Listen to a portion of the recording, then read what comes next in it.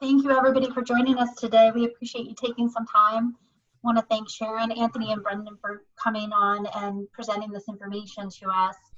A few housekeeping rules. Please make sure to mute your lines and use the chat feature for questions. That's at the bottom of the page. The little conversational box. We will be recording this, so we will have a copy that will be sent out to all of you at the end of the presentation, and will be up on our website. And with that being said, Sharon, I'd like to pass this over to you. Thanks, Hope. Thank you all for joining us this morning. We know that real estate taxes are the largest line item in your operating statement, the largest line item. And what we're here to talk about today is what you can do to find out if you're being fairly taxed for your real estate and what you can do to reduce that. And especially today, in the midst of a pandemic, that opportunity and need is all the more important. Eric, would you advance the slide, please? We do have one question for you. We've asked that you hold your questions until the end, but go ahead and type them in the chat feature throughout the session. We have an hour together today, and how we thought we'd use our time is we've prepared about half of the time of content and left about half of the time to answer your questions at the end. Before we start, we want you to give some thought to this question and think about typing this in as we speak, and that is this: when do you think that you will start to see the recovery in your business model back to a stabilized operating platform? So when do you think, and particularly for the hotel industry, when you think you'll be in a stabilized platform again? And we'll be looking at that, your answers to that question when we get towards the end of the session. How we'd like to use our time is to lay out a little bit of background that you need to understand first about what your taxes are, how the counties arrive at them, and then what you can do to reduce them, and then what the impact, the heart of it will be what the impact of the COVID-19 pandemic has been on real estate. And with that, I'd like to introduce our panel. As for myself, my name is Sharon DiPaolo. I am a real estate tax attorney. I have been practicing law for 25 years. I work at Siegel, Jennings, which is a boutique law firm. All we do at our law firm is help commercial taxpayers reduce their real estate taxes. That's all we do. We're very small, very tight, and do one focused thing. For the last 20 years, that's all that I have done. It is a litigation practice, and so those of us that practice in this field usually typically started in litigation, trial work, court work, and then moved into this specialty. With me today is Anthony Barna and Brendan Kelly. Anthony Barna is the senior managing director and consulting appraiser for Integra Realty Resources here in Pittsburgh. It's worth noting that Tony has experience testifying not just throughout Pennsylvania, but also in several other states. We have worked with Tony on many properties. We typically reserve our work with Tony, since this is all we do, to the most difficult valuation problems. He's a very good, smart thinker and also a creative thinker, which is important when we're approaching difficult valuation problems. Tony is the former past president of the Appraisal Institute chapter in Pittsburgh, and also currently, and for quite some time, has sat on the national board of the Appraisal Journal, which is the preeminent publication put out by the Appraisal Institute, and he sits on their editorial board. Tony concentrates his practice in complex assignments, litigation support, eminent domain, tax assessment, and financing. He has experience in a variety of commercial property types. Again, we tend to turn to Tony on our most difficult property types that would include hotel, senior housing, affordable housing, those types of properties. One thing that's worth noting, and as you think about whether or not there's an opportunity for you to reduce your property taxes, is the appraiser acts as the expert witness in trial, and whether or not an appraiser has experience testimony, particularly under cross-examination, is critical. This is not a practice where the expert gets to sit in an office and not be challenged. The appraiser will be challenged, and Tony is the best witness that I have seen on the stand under cross-examination. He has testify throughout the Commonwealth.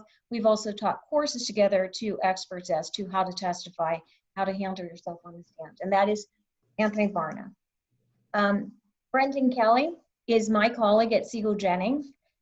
Brendan is, as I said earlier, trained first in litigation. This is a litigation practice. He practiced first at a large Pittsburgh law firm for 7 years as a commercial litigator, left the practice of law, and went into the business of appraisal for 7 years. He trained and practiced in appraisal for 7 years full-time, did not practice law, and he trained under Tony Barna. So these two gentlemen know each other quite well. Brendan has testified as an expert witness, but about 1.5 years ago, he left the practice of appraisal, returned to the practice of law, and joined Siegel Jennings. And so while he retains both licenses, his JD and his appraisal license, technically he cannot appraise in an active case, but his valuation experience is critical, and he returns now to a litigation practice with evaluation expertise at its core. Brendan is one of only a handful of professionals in the country that holds both a law license and an appraisal license. So, welcome. We're going to start, if you would advance the slide, Eric. We're going to start with something really basic, but it's important. And I'd like to turn the slide to Brendan and ask you if you can give us a lay of the land from the legal perspective of what we're supposed to be looking at when we say real estate in Pennsylvania. Yeah, so this may seem obvious, but only real estate is assessable in Pennsylvania. And we make the distinction just because some of you that own properties or operate properties in other states, might sometimes think of property taxes as including personal and real. But here it's just land and improvements.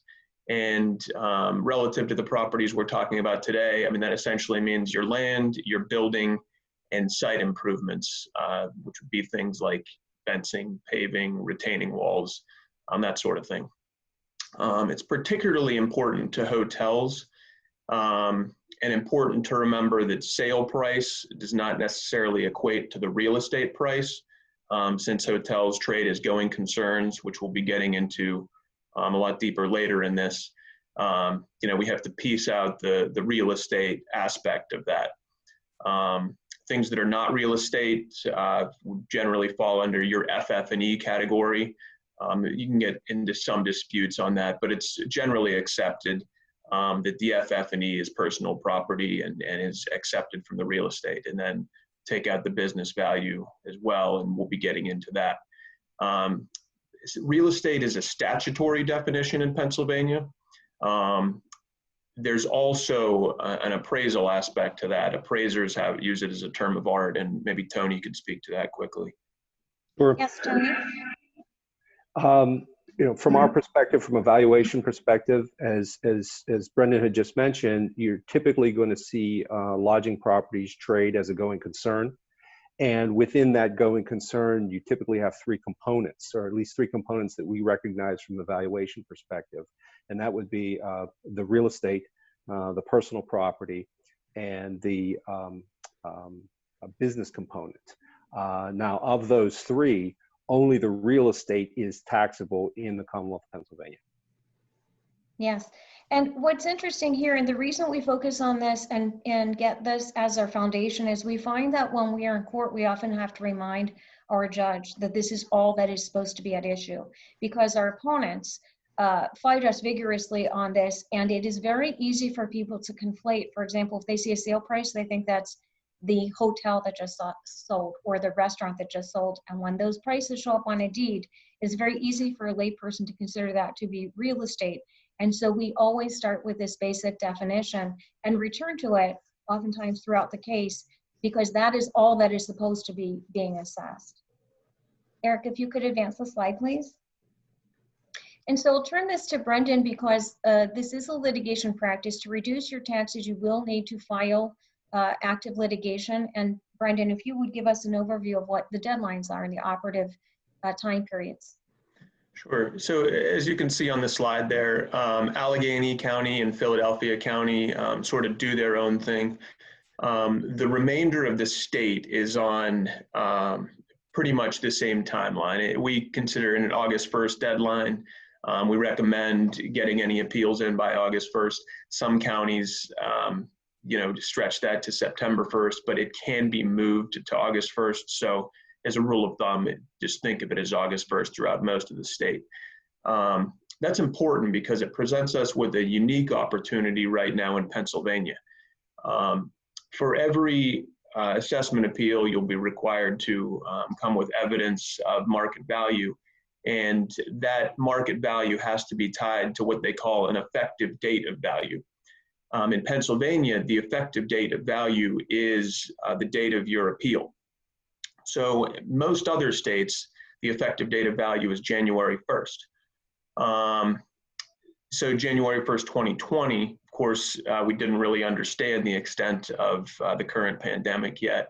January 1st, 2021, we're starting to probably see some pushback, and Sharon's going to speak to that in a moment. But the unique thing about August 1st is, there's still a lot of uncertainty. It's affecting the risk that investors are willing to take, and obviously significantly impacting your current operations and revenues. Tony, did you want to speak to that a little bit? Yeah, that's very important because we're looking at a data value of January 1st of 2020 versus a data value of August 1st of 2020.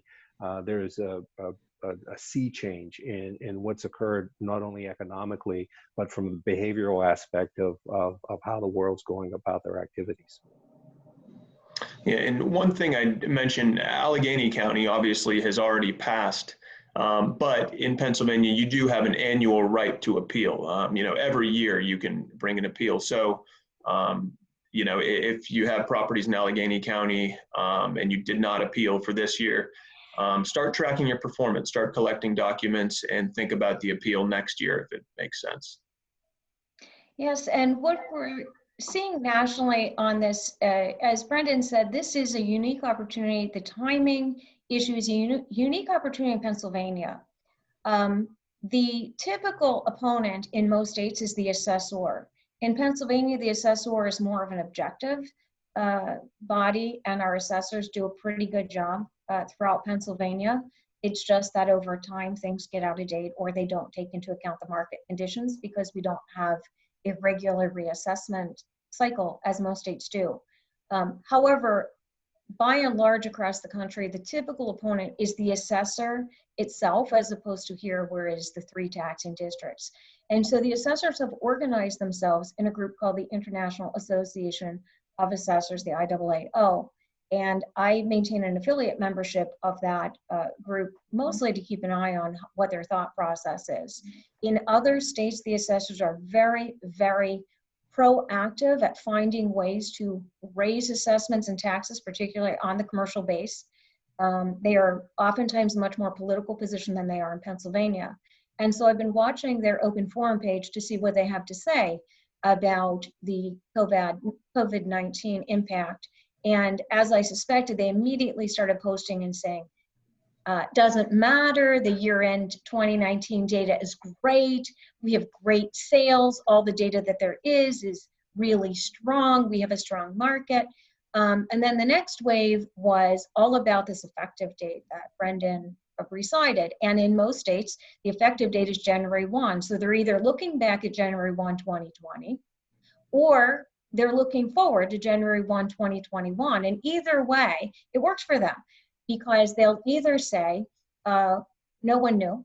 And so I'm looking at 2019 year-end data and everything's strong. And by the time we get to January 1, 2021, it'll be great. Everything will be back to normal. So in Pennsylvania, because we have either in Allegheny County a March 31 date, what did we know then? Or for most of the other counties, an August 1 or September 1 date, we actually have an opportunity that doesn't exist throughout the country, and that is to take advantage of this data and what the impact is right now, to have that, so to try to get relief for property owners sooner rather than later. And that's why we spend so much time on the slide, because this is what makes Pennsylvania different than most states. Advance the slide, please. So the first step before we can talk about reducing your taxes is to find out where the county has you earmarked. And this slide is one worth keeping or contacting us afterwards to ask about, because it is not intuitive. Your assessment is what shows up on your tax bill. It is also what is searchable on counties that are online on your blotter. It is not the market value that the county has you tagged at. Even if the county online website says that it is not the market value. If, for example, you're in Allegheny County and you look up your assessment, you will see the same number, assessment and market value, say it's 100,000. You will see the same number in both columns on the Allegheny County website. That is not correct. It is in my mind, a trick on the taxpayer. We've tried to get them to change it. There is a technical reason why they can do that, but it's extremely misleading to taxpayers. So the key is, and I've sometimes in speeches called this the golden key, it's the common level ratio. It is unique for every county. It is published by the State Tax Equalization Board in Harrisburg every July 1, and it is based on a 2-year trailing average of sales in the individual county. So the common level ratio changes every July 1 in every single county, and you must know that number to determine whether or not your assessment or whether your fair market value that the county is carrying on is correct or not. So that's the apples to apples that we will be using when we retain an appraiser like Tony to compare against. So you take your assessment, you determine the common level ratio, for example, in Allegheny County for 2020, it's 86.2. You divide that into your assessment and your market value will be slightly higher. The market value is what you need to evaluate and ask yourself, is this what I would get for the real estate component of my property if I were to place it on the market as of, in Allegheny County, March 31, the rest of the state as of August 1, 2020, or Philadelphia as of August 5th, 2020. So that's the math that you're going to go through as a starting point. Next slide. Okay, Brendan, we're turning now that one has looked at their county fair market value and gotten a sense of whether or not they think it's assessed correctly. Can you take us through what the procedural steps are in the assessment and appeal process? Sure. So the first step is filing the appeal. And some counties have pretty particular rules about that. You file with each county's Board of Assessment Appeals.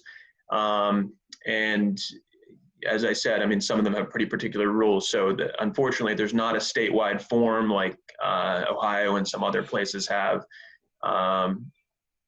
In some places, you can do your own form, and others you have to use, their published form. So you got to get that in before the deadline.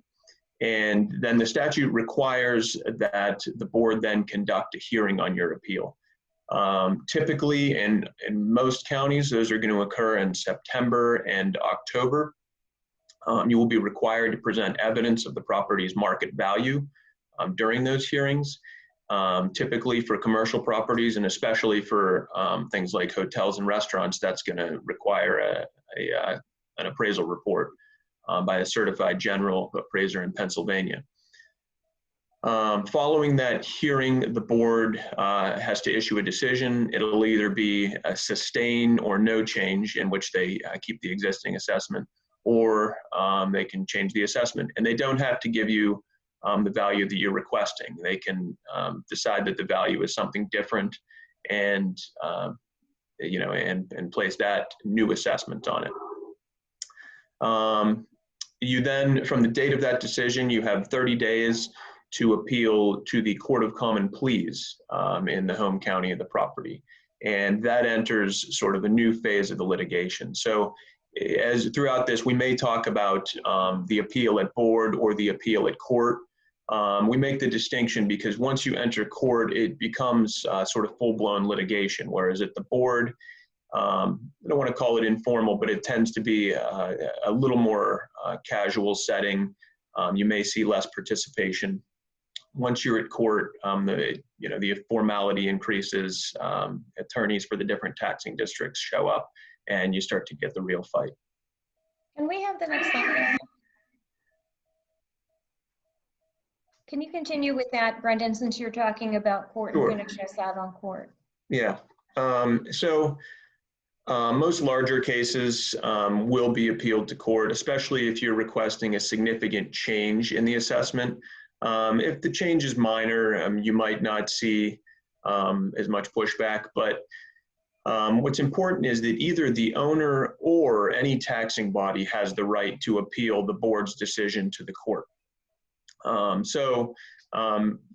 Owner brings an appeal, gets a significant reduction of their assessment. Typically, the school district is going to then appeal that to court. This becomes important because the case will typically take 2 to 3 years to resolve at that point. Each year can have its own assessment at the end of the case. So you could have a different effective date of value for each tax year, which will be important now because, as we said, given the uncertainty of values right now, and then as things start to shake out, and I know Tony is going to address this later, as we get farther into seeing the impacts of COVID-19, we very well might see different market values for a property in 2020 and 2021 into 2022. So. And to underscore the timing and the need for getting prepared now. If we review those deadlines, July 1, the ratio publishes. That's the ratio we're going to need to evaluate. You're going to need to evaluate your property's fair market value for 2021. The ratio comes out July 1. You have to have your appeal in 30 days by August 1. And as Brendan said, the hearings start September and October, and by statute in 65 counties, so all counties but Allegheny and Philadelphia, they're required to complete all hearings at that first administrative board level by October 31. As Brendan said, you need to have an appraisal. So if you think about hiring someone qualified in your property type, who is tested in litigation, who is going to stay with you and be your expert for a couple of 3 years, you need to gather data now. You need to start getting prepared now. And once the appeal is filed, you have to move, and your expert has to move very, very quickly. And so that's why we underscore those deadlines and spend some time on that. Can we have the next slide, please? And Brendan, also here, you talked a little bit about who our opponents are in this process, but can you give us a little bit more color on that?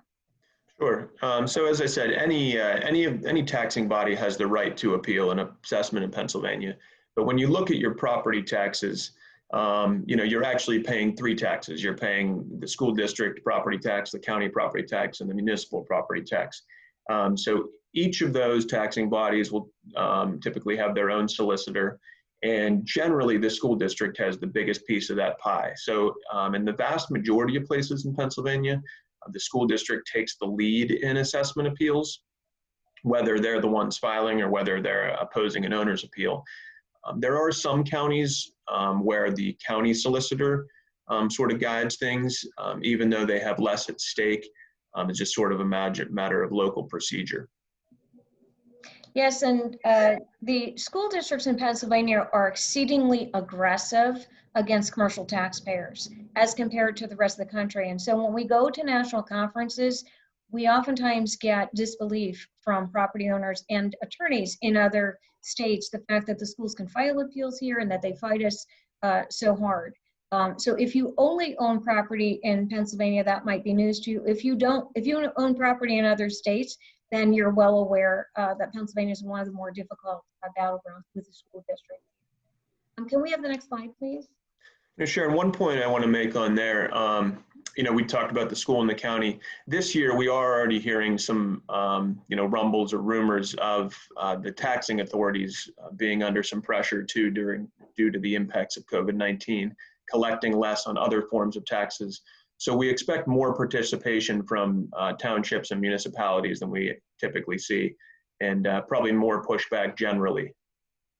Yes, in every case we have 3 opponents. It's always 3 against 1, sometimes 4 if the board has its own attorney. And so this year we're expecting more pressure. We're gonna move now to valuation, which is what you've been waiting for. And Tony, if you would take us through the basics first, and then we'll get into some more detail. Sure. There are three fundamental approaches to valuation, and those are what you see on the screen: the sales comparison approach, the cost approach, and the income approach. I refer to them as the three-legged stool of valuation.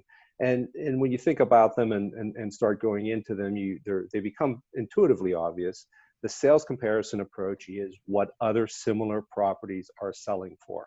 The classic example of that is if you live in a neighborhood with 3-bedroom ranches and you have a 3-bedroom ranch, the question is, what are the other 3-bedroom ranches selling for, to give you an idea of what your property would sell for.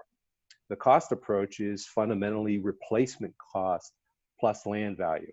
So if it would cost you $10 million to replace the property, you have depreciation associated with it depending upon its age and its functionality. And whatever that depreciated replacement cost is, you add that to the land value and come to a cost approach value. And then lastly, primarily this is applicable to what we're talking about today for lodging properties and also for restaurant properties. You're dealing with some kind of an income approach. Which implicitly says that the property will transfer based on its income producing potential. The key here is that all three approaches should converge to the same value. So you're looking at three essentially independent means of getting to what the value conclusion is. Now, if they don't, if you develop all three approaches, and they don't come to the same place or pretty close to the same place, then there's an aspect of your thinking there that is really inconsistent and should be looked at again. But fundamentally, and that's why I refer to it as a three-legged stool, that value rests on those three legs, and they should all basically support that value conclusion almost equivocally. Tony, what are your requirements as an appraiser to review all three approaches to value and then to develop all three approaches to value in a report? Well, and I think you guys could tell me this even better, that in Pennsylvania, you're required to consider all three approaches to value. Now, whether or not they're appropriate to develop would be the appraiser's discretion. But for example, if I'm looking at a brand new hotel property, and say it's in the Pittsburgh market where there have been an abundant number of sales of other hotel properties, then I have plenty of sales to develop the sales comparison approach. I have a new property where I can determine what the replacement cost is and what the land value is. And I have some kind of an income producing profile that I can develop to develop the cost approach. So under that example, I could use all three approaches. I could develop all three approaches. Now, if I were dealing with a property that were, say it's a lodging property and it's 50 years old, then the cost approach would become a whole lot less reliable. And I may choose not to develop it because I couldn't accurately determine what the depreciation of that property is. Mm-hmm. And I would say that a hint for us when we're looking at our opponent's appraisal is when we look at whether they have actually developed all three approaches to value. If we see an approach missing that we think there is market data for that should have been developed, let's say, for example, a restaurant that is newer, 2 or 3 years old, one would expect that cost approach data is relevant and available. If we see the sentence that I considered it, but it was too subjective and so I didn't develop it, is oftentimes a clue to us that the appraiser could not make all three legs of the stool match, and so they took the easy route out to try to get rid of that approach. And so that would be something that we would focus on in terms of what market data is available and why that approach wasn't developed. And it's sort of a hint at their other two approaches probably include some other non-real component to their valuation. Can we have the next slide, please? So, Tony, can you tell us a little bit more about the income approach? Sure. And the income approach is for lodging properties especially, the income approach is going to be the primary method of valuation. And there are essentially two techniques within the income approach that are used. One is called direct capitalization, where, as you see here in the slide, this is the methodology preferred by most courts because it's the easiest to understand. And it's essentially the net income produced by the property divided by a capitalization rate results in a value for the property. The other methodology is what's called yield capitalization, which is essentially discounted cash flow. So you're projecting out over a certain holding period, usually 8 or 10 years, what the income stream is going to be, deducting out what the expenses will be in each of those years, and calculating a reversion at the end of the holding period, and then discounting that income stream at an appropriate discount rate. Now, obviously, that description tells you with all of those moving parts, there's a whole lot more room for error, which is why most courts prefer the direct capitalization methodology. Thank you. Can we have the next slide?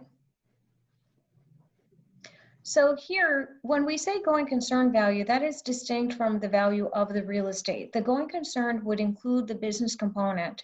And our properties typically sell when you see properties, sale prices in the news, sometimes on deeds, certainly with a hotel or a restaurant. When the property sells, almost always it sells with an ongoing business within. And when it does, that overall value is called the going concern value.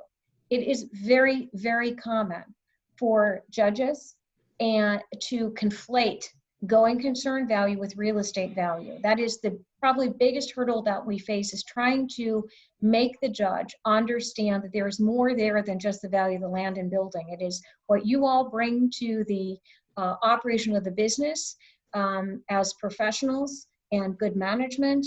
And if you're in a hotel, the flag; if you're in a restaurant, the brand, if it's a branded restaurant, and all of those things that you bring to the success of that operation is extremely valuable. And so when we are trying to tease out just the real estate value, it's important to make a distinction between going concern value and real estate value. Now, we are fortunate in Pennsylvania in the hotel property type that we have a case. It's called Grand Prix Harrisburg. If you know it, it's out of Dauphin County, and it's a Pennsylvania Commonwealth Court, which is our second level court in Pennsylvania. So it's an appellate decision, and it stands for the proposition that the business component must be deducted in a hotel real estate case. And that's going to seem obvious after the slides that we've been through, but it is really good, strong law for us to stand on. Unfortunately, Pennsylvania has very bad law compared to the rest of the country in terms of how you value most property types, in particular properties that are leased or have a financing lease that was used to build them. Extremely problematic in Pennsylvania. That law right now, I would say, disfavors taxpayers, although we are working on new theories on that. But when we take the Grand Prix case, the teaching of that case is you must get out the business value. What it doesn't say is how to do that. And so, Tony, I want to turn this back to you to tell us a little bit about what you've seen in terms of how appraisers have approached that, and what your thoughts might be as to what the best way is to approach that issue. Sure. So if you haven't noticed already so far, my appraisal business, or the appraisal business, is very much an art as opposed to a science. And what I'm going to talk about here is something that we talked about a year or so ago at one of the Siegel Jennings summits, when we were focusing on hotel properties. And it was relative to methodologies. And what we have been very successful in, the methodology we've been very successful in using, is actually looking at the going concern value. So we lay out the going concern value and essentially present it in order to make it defensive with the presentation. And then we say, look, this is what we think the going concern value is. Now we're going to tease out the components of that going concern value, so you can see what the real estate value component is, what the FF&E component is, and what the business component is. And once you see those three components, and you know that you can only value or you can only assess the real estate component, that's very clear. So there's nothing hidden there. It's all very, very clear to the finder of fact and to your opponent on the other side of the case.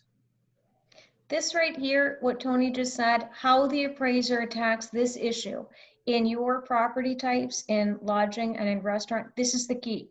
Finding an appraiser that understands this, that has experience in this property type, has experience in litigation on the stand, under challenge, and is ready to defend the way that they do it. They will be attacked on how they approach this issue, and it is far easier for a lazy appraiser to point to a sale price on a deed and say, what part of that don't you understand, than to go through the process that Tony is going to go through to take it out. And so you have to have someone who is confident and thorough about their approach.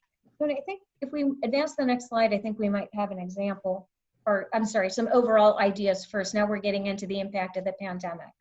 Sure, and I think these are fairly obvious to everyone here, that with a lower demand, we're going to have less room revenue and decreased income.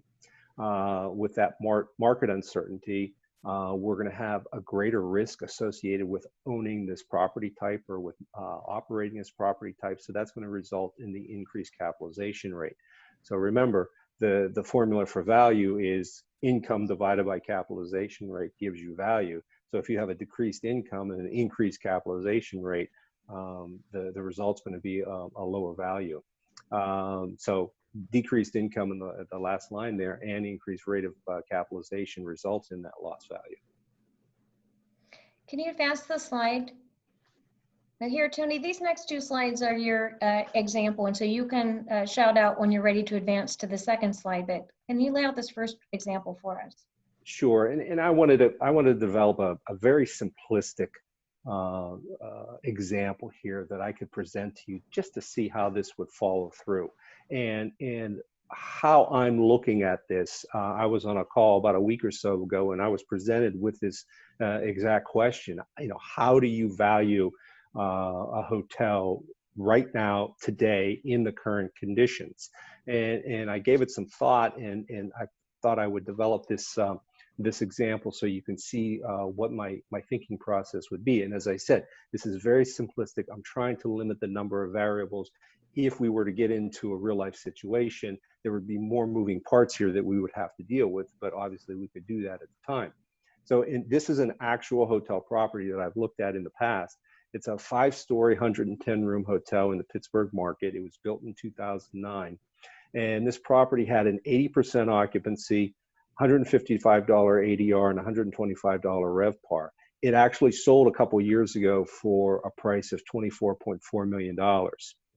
At that time, it had an income of $5 million, expenses of $3 million, and an NOI of $2 million. So the capitalization rate, $2 million divided by $24.4 million sale price, is 8.2% capitalization rate. So pre-COVID, we have a property with 80% occupancy. It sold for $24.4 million, and that sale price was indicative of an 8.2% capitalization rate. Now let's look at the COVID impact. Currently, and I'm assuming the question, previous slide, please. Thank you.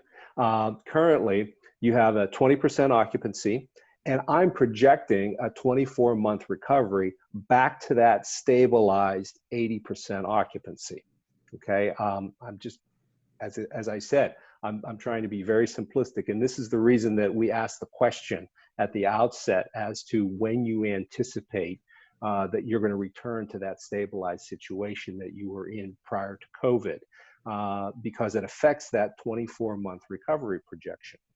Now, again, being very simplistic, I'm projecting no change in the ADR. If I wanted to get into the weeds and get more detailed here, I can start playing with that impact on the value. I'm also projecting a steady increase in occupancy, essentially 2.5%, almost a straight line over the course of the next 24 months, which would allow you to go from a 20% occupancy today to an 80% occupancy 2 years from now. Now, I've also projected a 1% increase in the capitalization rate. Basically, I just pulled that out of the air, saying that that's the additional risk associated with this property sector at the current time. So my cap rate's going to go from 8.2% to 9.2%. Now, it's not shown here, but I did this calculation showing the income loss associated with the difference between the 80% occupancy and the lease up, essentially, from a 20% occupancy to that 80% occupancy over the course of 2 years. the total income loss to stabilization amounts to $3.9 million. So now if you'll go to the next slide, please. Thank you. The stabilized NOI post-COVID, I'm taking it back to $2 million, which is my 80% occupancy. And again, I'm assuming that ADR of 155 stays in place. But I'm adding a little risk by increasing the capitalization rate by a point to 9.2%. So that results in a stabilized value 2 years from now of $21.7 million. But I have to take into account, to get to today's number, that I'm going to have this income loss of $3.9 million. So I deduct that 3.9 off of that 21.7 future value of 24 months from now, right? That gets me to a post-COVID value today of $17.8 million. So you can see that COVID impact is going from $24.4 million to that $17.8 million, which is a 27% decline in the value of the property due to this COVID impact. Yeah, these two slides and this piece right here is really critical, because you know, as market participants, that there has been an impact on your properties and the value of your properties. I'll use the word lazy appraiser will simply look at year-end 19 and say, I don't have any data. I don't have any data. And Tony, I've heard it said that an appraisal is an opinion based on, and it's an expression of judgment, based on the best available data, but all available data. And one of the sessions that Brendan and I attended a few weeks ago about the impact of COVID is that interviewing market participants and finding out what brokers and operators and people who are living it daily are experiencing is part of the data collection effort that you are entitled to stand on in making your opinion.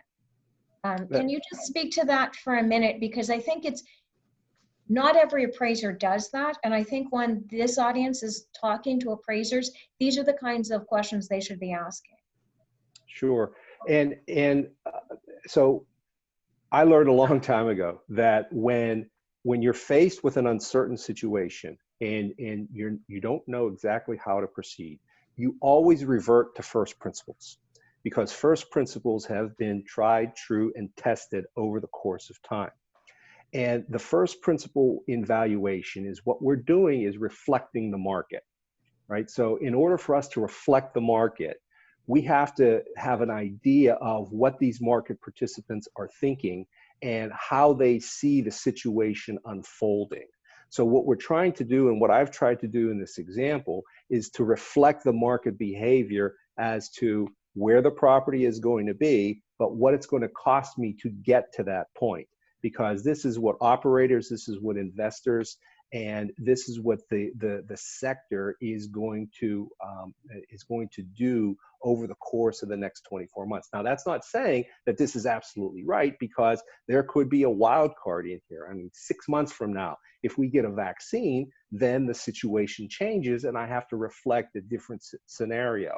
But right now, in the current moment, this is the scenario given the information that we have and the facts that we know going forward.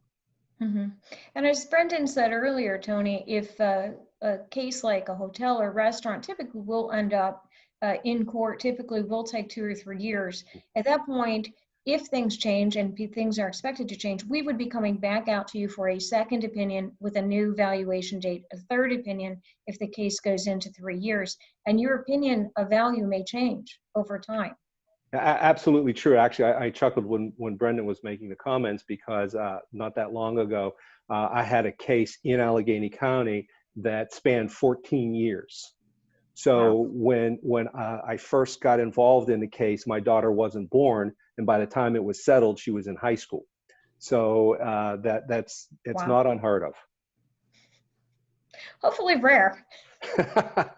Well, two or 3 years isn't unheard of, especially if you're dealing with a complicated property, because it takes that much time for everyone sort of to get on the same page, and for the property owner to have their valuation angle, and for the assessing authority to either accept it, reject it, or be prepared to bring their argument for trial. And let's have the next slide. So Brendan, you reflected a little earlier in the litigation process who our opponents are. Can you tell us what is meant here by increased appeals and what owners and operators should be thoughtful about in Pennsylvania? Sure. Some of you may very well be familiar with this. It's sort of colloquially called a welcome stranger tax. Frequently you see it with properties where somebody comes in, they buy a property for more than the implied market value of the assessment, and the school district files an appeal to increase the assessment. It's prohibited in the majority of states, but our statute in Pennsylvania currently allows it. There are plenty of battles against this in the courts, several working their way up to the Pennsylvania Supreme Court right now, but you have to be aware of this. The most frequent trigger of these would be a sale. There are ways to handle the sale price, but if an implied value of a property is $5 million and somebody pays $7 million for it, they record the deed at $7 million, or a news article covers it. Very likely a school will come in and appeal that. There are some school districts where they actually use outside consultants to go survey properties in the district and actually make attempts to value properties, in some cases beyond recent sales. So you can see those too. You're probably not going to see a lot of these this year because we think the majority of solicitors are sympathetic to the major impacts on the market of the pandemic. And hopefully people aren't going to be chasing sale prices and trying to increase taxes. But they're common in Pennsylvania, so it's something that you should be aware of. And can we have the next slide? And Brenda, would you take this too in terms of when people if properties are being transacted, whether this year or in the future, what kinds of things they can be thoughtful about to try to mitigate the impact of those school appeals? Sure. One of the most common mistakes we see is, especially with things like hotels, senior housing, something where there's a large business component to it, as a buyer comes in, let's say they pay $4 million for a property, the real estate might only be valued at $3 million, but often for whatever reason, the full $4 million price makes it onto the transfer tax statement or the deed. On the one hand, you're paying more in transfer taxes on that increased price, but on the other hand, it's saying to a school district that the property or the real estate is worth more than it might be worth. So if you are involved in acquisitions, you should be considering that, and there are various ways to handle it. One is simply getting an allocation between the real estate, the personal property, and the business value. Appraisers that are experienced in these property types commonly do that and should be able to provide that. And then you need to be careful, as I said, about the price that is shown on the recorded deed, the transfer tax statement. And with larger properties, there are other ways to structure the deals as well, whether it's transferring the ownership entity or things like that, in which case the sale price can remain semi-private. Yeah, that how you structure your deal and what you record on your deed really needs to be repeated, because we typically find, while we talk to clients before they purchase, if they think to call, we typically find ourselves with the facts that they've been laid out after the litigation has started, after the school has pursued the deed price. And the deed price is an extremely powerful exhibit, if you can imagine that 25 million staring at the judge. Very difficult for us to overcome, and there are some simple things that Brendan laid out there that can be done at the time of the transaction. However, the typical momentum around the transaction and the typical practical considerations that the parties and their attorneys are thinking about are not usually thinking about this aspect. One, because it's sort of unique to Pennsylvania, and two, because the attorneys that handle transactions oftentimes are not the same types of attorneys that handle the litigation that follows. So if you are thinking about transacting, it is worth raising these questions proactively with your transactional attorney and seeing if there's a way to get a true real estate value on your deed so that you don't face a school increased appeal as soon as you buy. Can we have the next slide, please? And here also thought it made sense, Brendan, if you would also give us a little bit of treatment about just when the payment deadlines are and what we've been seeing in Pennsylvania. Yeah, so this is unrelated to appeals really, but again, unfortunately in Pennsylvania, every taxing district kind of does their own thing. So Governor Wolf signed legislation that authorizes the taxing bodies to extend their payment deadlines. You know, property taxes, you can always pay at a discount for 60 days, and then there's the face period, and then there's a penalty period. In a lot of places, in fact, in most of the state's largest counties, we're seeing those deadlines extended this year. But since they vary, you can't assume that just because your county extended the deadline that your school and municipal tax will also be extended. So just be careful about that. You know, reach out to the tax collector and you know, see if there are opportunities to take advantage of in that regard. Next slide, please. So I think we're ready for questions. Hope, we've got just about 9 minutes left, and I don't know if we've gotten any questions in the chat feature as we've been presenting. Thank you so much for that presentation. I don't see any in there right now. We'll give it a few minutes just to see if you know, they're formulating some questions. Okay, I have a few. If we, if you type up, Hope, when you get a question, if you do get a question, and if not, I have a few prepared for our team here. And so I'll throw this out to either Brendan or Tony. You know, this is not a typical year.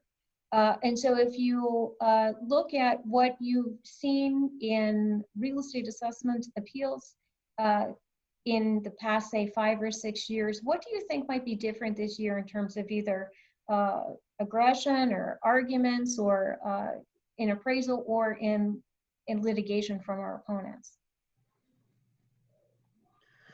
One thing I would expect, you know, as we mentioned in the beginning, when you go in, especially at the first phase, you're presenting to a board. And these boards, in some places, they're appointed hearing officers. In other counties, the county commissioners sit as the board.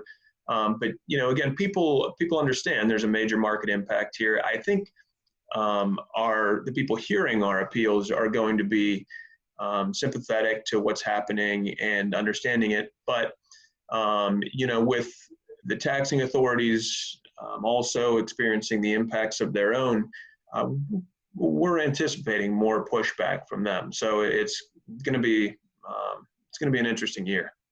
Mm-hmm.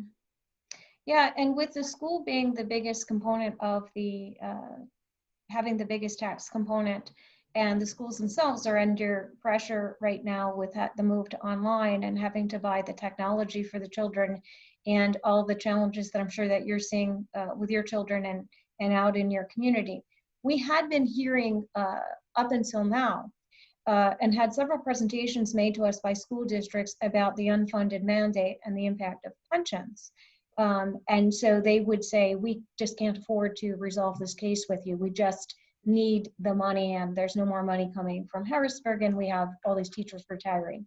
That was before the pandemic. And so one of the other things that we're seeing is the expectation in their own budgeting that all of the monies that they're typically expecting to see, you heard Brendan talk about the extensions of tax payments in some areas. And so money is not coming in on time, or some money is not coming in at all. We expect not just more belt tightening, but more aggression from them.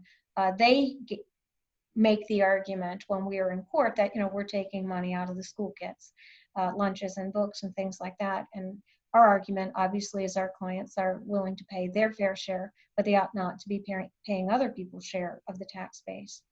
Tony, what kinds of things are you anticipating to see in the near term? I'm going on the theory that one should never let a good crisis go to waste. And I think what's happening here is that the entire complex has been blown up. And normally when we're arguing within a certain sector, we're arguing that retail has been battered, so we should have relief there. or lodging has been battered and we should have relief there.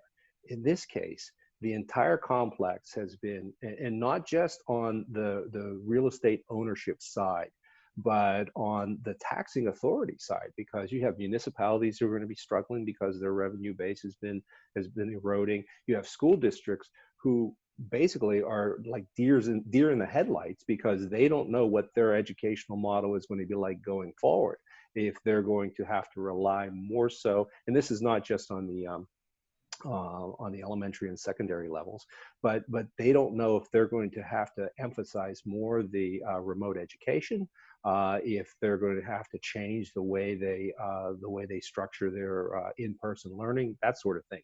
So I think it gives us an opportunity to present an argument, a legitimate, strong, well-supported argument about the impact of all of these changes on the valuation of one particular piece of property that we are appealing at this point in time.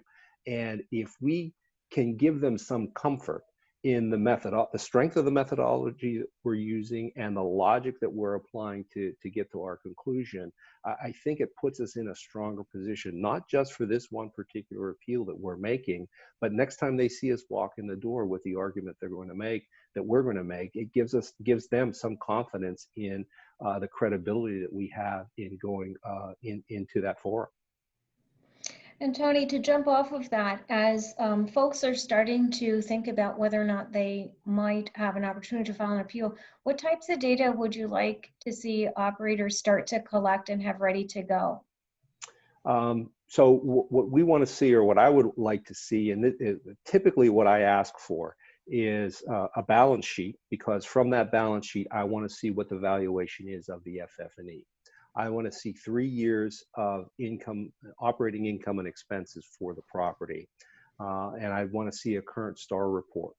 Now, obviously, that's what I would want to see under typical circumstances. Under the current circumstances, I'd want to see a little more detailed operating results, say from the first of the year. So I'd want to see a year-end 2019 income and expense statement, but I want to see more detailed statements since the first of the year 2020 and some projections going forward based on the COVID impact that has already occurred. Because remember, what we're going to try to do, at least in my model, what I'm going to try to do is I'm going to try to return the property to a stabilized occupancy and a stabilized operating condition. And from that, I want to deduct the cost and the process that I have to go through to get to what the current value is. Very good. And then if it ends up being an assignment, I think typically you want to have an interview with the owner or manager and a view of the property. I don't know if you're getting to do views of property nowadays. Well, I think that's in the next month or so. I think that may start to open up again. But this is something that I should have mentioned earlier, and I think it goes to point. You know, any relationship that you're going to have with a valuation professional, that person should be in a position where they could take a quick look at what the financials are for the property and make a determination for you as to whether or not you should even proceed with the appeal. And that's just part of the service that any valuation professional is going to offer. Hey, I'll look at your I&E and I'll look at what your current assessment is, make some kind of determination, give you some parameters as to whether or not it's worth you pursuing an appeal right now. If it is, then we can go forward. If it's not, I can't help you in this situation at this time. Talk to me again next year if the situation changes. Exactly. Yeah, that's an important general point, just in that we often see cases where an owner files an appeal without really considering, consulting with an appraiser or attorney first. We take a look at it and realize they're already underassessed. At that point, they potentially put themselves at risk of increasing their assessment. So it's definitely worth consulting with somebody who knows what they're talking about before filing that appeal on your own. And Hope, we are at the hour, so I'll hand it back to you. Thank you so much. I didn't have any questions come up, but you do have their emails. Are you all open if they have a question for them to reach out and just ask you a quick question, or would you rather it go through me and I could forward it? Either way, we're ready to answer any questions. Feel free. Great, great. Well, thank you guys for coming on the webinar with us. Thank you for Sharon, Anthony, and Brendan for presenting this information. As I said, we are recording it and we'll be sending out a recording for it. And with that said, I hope everybody has a good rest of the day. Thank you. Okay, thank you all. Thank you. It's been a privilege. Bye-bye.